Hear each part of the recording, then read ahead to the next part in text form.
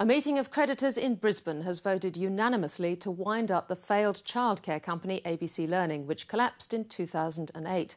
Administrators say that the company was probably trading while insolvent and understated its debts by over $1 billion.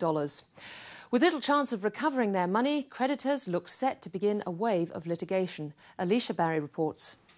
Only a handful of creditors bothered to show up for the final vote to officially end the ABC Learning saga. After almost 2 years in administration, the company still owes hundreds of millions to suppliers and investors.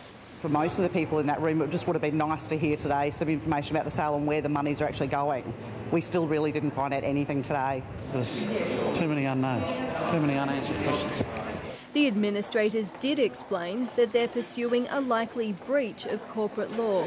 We believe sometime in the first half of 2008. That they were trading while insolvent? Yes. Well, a company is not allowed to trade while insolvent, and as soon as it realises it is in danger of insolvency, it should take action and call in an administrator. This occurred at a very late stage with ABC, long after the board had recognised some serious warning signals.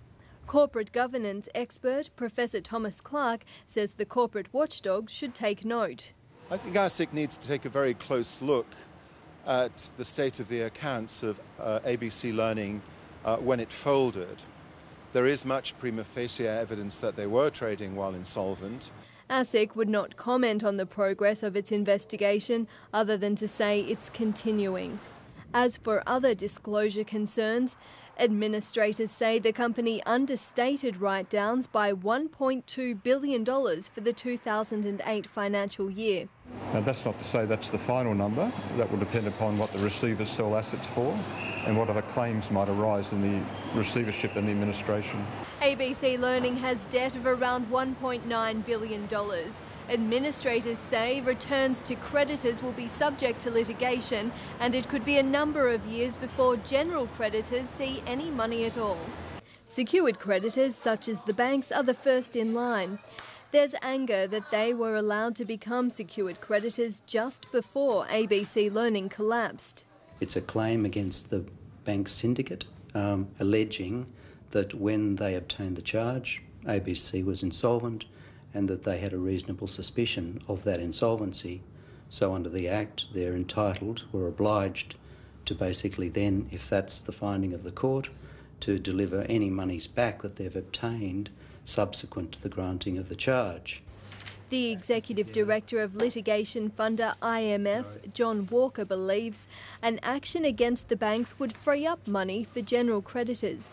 IMF is also acting on behalf of shareholders, whom it argues are creditors that lost around $1 billion by investing in ABC Learning shares. A huge amount of money was wasted investing in this business, not, in my view, because of bad decision-making, but because of bad disclosure. Receivers finalised the sale of 570 childcare centres to non-profit consortium Good Start on Monday, and the sale of the remaining 106 centres is set to be finalised by the end of June.